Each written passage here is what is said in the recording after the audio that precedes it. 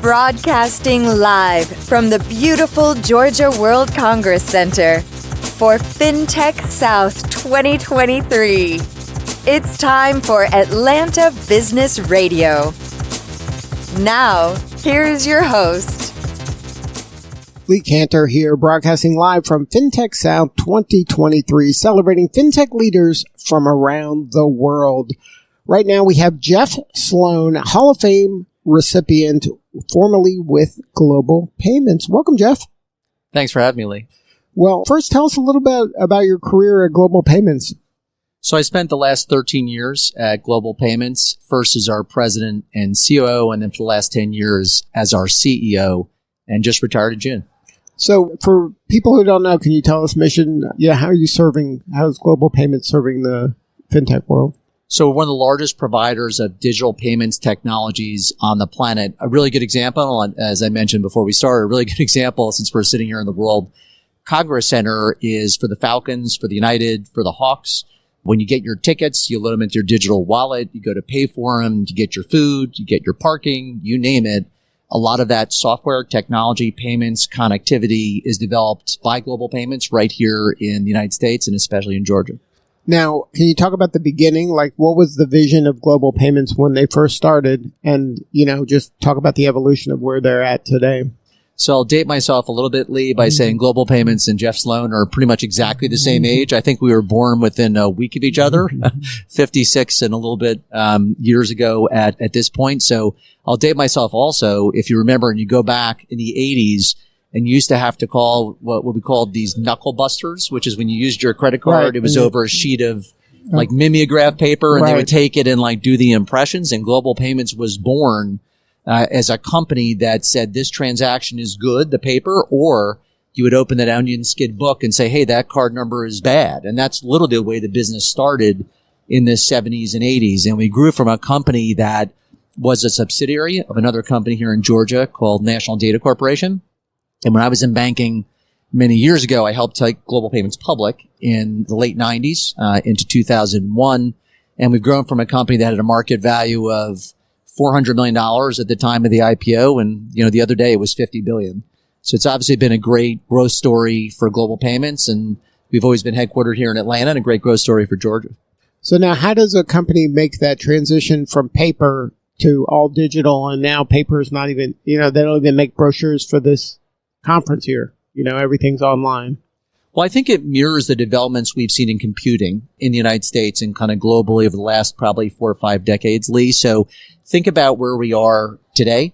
So today, most of the technologies that Global Payments sells are cloud-based, meaning they're in the ether and they're not even really on your desktop and they're not even really at the point of sale. You may see a terminal, you may tap it with your phone, but a lot of that heavy lifting is done in the ether with Amazon or with Google. And in fact, we're shrinking the number of physical data center sites that we have from something like a max of 55 down to 3. And as we're shrinking those, that's all getting done in the cloud and in the ether. And I think that's probably the best way to think about where cloud and computing has gone over the last 5 or 10 years. But you can work in reverse, and you can go all the way from the paper example in the 70s and 80s up through Apple and up through Commodore and up through the developments, up through IBM and all the developments in computing power over the last 4 or 5 decades have really been a nice tailwind and accrued the benefit of people like Global Payments all the way up to the current day through cloud-based technologies. So now what made Atlanta the place for this to happen? Like, what were the elements here in Atlanta that was conducive to having a company like that grow so dramatically?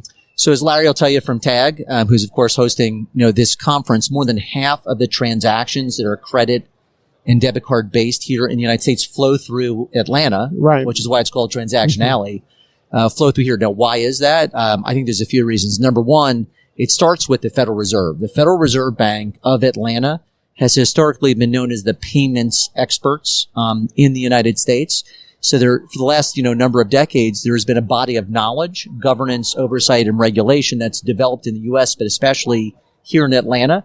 And as a result, a lot of the people who came into the industry 40 years ago came from the Federal Reserve, kind of point number one. Point number two, we're blessed here in this state with Georgia Tech, University of Georgia, Emory, with a very sound technology footprint and very sound technology base of people who grew up in tech land here in Georgia and want to stay. So we have probably, in the state of Georgia, we have about 7,000 team members, but right here in Atlanta, in the greater metropolitan area, we probably have 1,500 team members. And a lot of those folks are technology specialists, particularly in digital payments. And a lot of them grew up here or went to school at the schools I just mentioned. So I don't think there's a better place in the country to hire, recruit, train, motivate, and keep people in the technology business, especially for payments, than Atlanta. So what does the ecosystem need more of in order to continue the growth?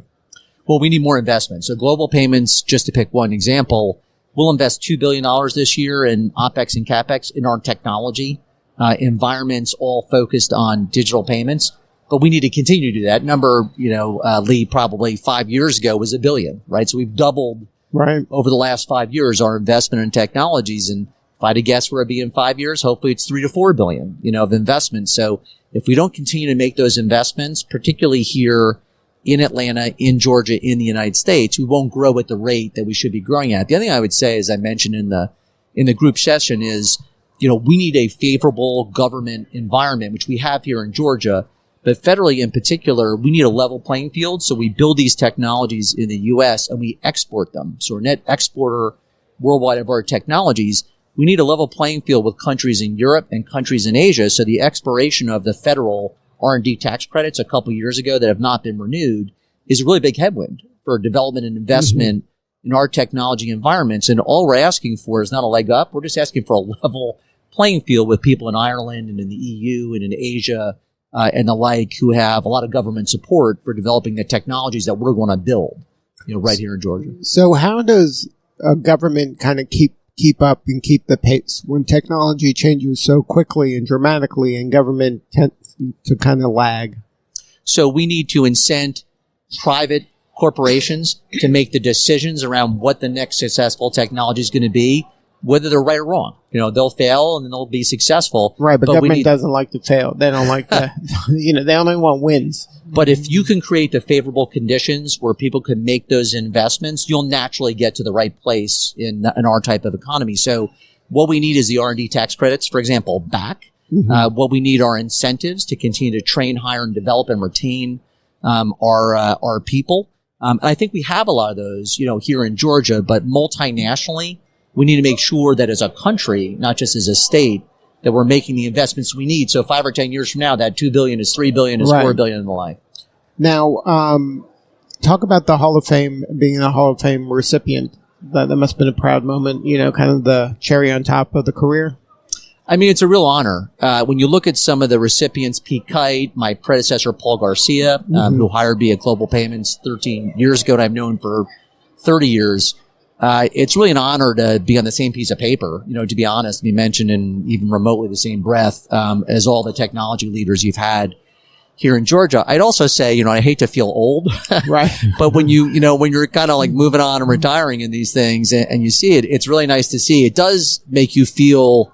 And I know 34 years sounds like a long time. It didn't sound like a long time when I was living it. It sounds like a long time when you've done it. But it does make you look back and I think reflect on the things that while you're growing yourself, your family, your company, you don't really reflect on those things because you're so focused on moving forward. It does give you an opportunity to sit back and reflect on, well, what have we accomplished, here at Global Payments and here in Georgia. None of that could have happened without the team members we have, without the support we've gotten here in Georgia. And it makes me feel very grateful and kind of humbled, to be in that position. So what's the next move for you? Are you staying connected to the fintech world and still getting involved in different ventures? So while I'm pretty old, I'm not too old, I think, to continue to be helpful. So I really think my greatest value add, Lee, is mentoring, coaching, advising younger CEOs, people who are just getting into the role or people who are in senior management in private companies. Well, how do you think about growing and scaling your people, your businesses, your investments, your markets, your boards? How do you think about IPOs? How do you think about buying and selling assets? How do you think about raising capital? And look, at Goldman when I was in banking and then at Global Payments, I've done those things. So I think that I can provide value there in terms of sharing things I've done wrong and sharing things I think that have gone well. And if I can make those things happen and create value over time, I'll consider that a success. So before we wrap, what's one piece of advice you can share with that emerging CEO? Yeah, I would say don't get too high or don't get too low. I mean, I think it's very easy, especially with what the world has been through, in the last 3.5 years. I think it's very easy to get sidetracked, on a given day with the volatility we've all experienced and obviously the dramatic health impacts we've had. I think this stuff is a marathon. It's really not a sprint. And I think it's important in that context to keep your wits about you and realize that nothing's ever as good as it seems, and probably nothing's ever as bad, right, as it seems too. And I think if you can do that successfully and provide team members with hope and opportunity, I think you'll be pretty well served.